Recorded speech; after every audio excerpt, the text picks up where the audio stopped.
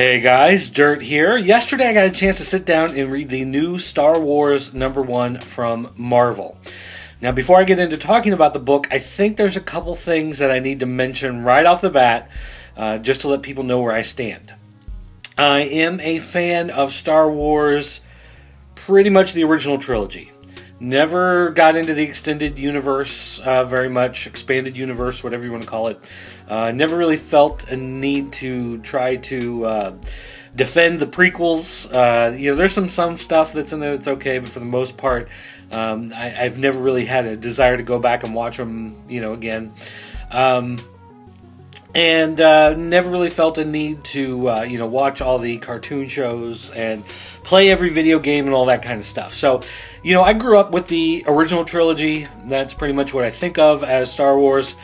And as Dark Horse over the years had done a bunch of comic series, I didn't feel the need to read them all. I liked things like Agent of the Empire, that was James Bond set in the Star Wars universe. I tried reading the ongoing series that they did. That launched, a year or so ago, and I read maybe the first 3 issues and just didn't really care enough to go back and read a whole lot more about it. So when the new #1 from Marvel came in, I thought I'd read it, but didn't really think I'd worry that much about the franchise or what was going on with the series or anything like that. But as it turned out, I really enjoyed the book. It is set after the first movie, before the second movie. You've got Han Solo, Princess Leia, Luke Skywalker, Chewbacca, R2-D2, C-3PO. You get the voice of Obi-Wan Kenobi. You get Jabba the Hutt name dropped. You get Darth Vader making an appearance. So, everything that you think of, the Millennium Falcon's in it, everything you think of is along those lines of the core Star Wars experience is really there.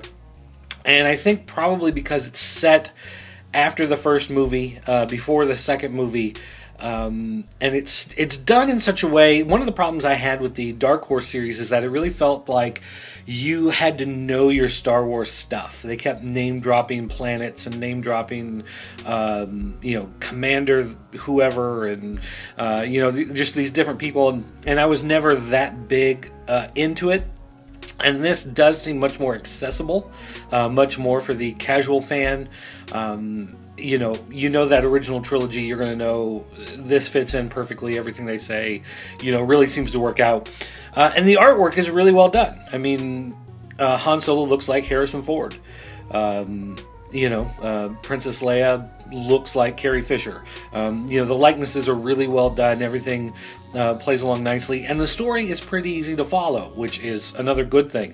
It doesn't jump around too much. You're pretty much following one series of events as things unfold, which make it much easier to digest. You're not jumping around in between a bunch of different plot lines, following a bunch of different characters, doing a bunch of different stuff. This is the gang.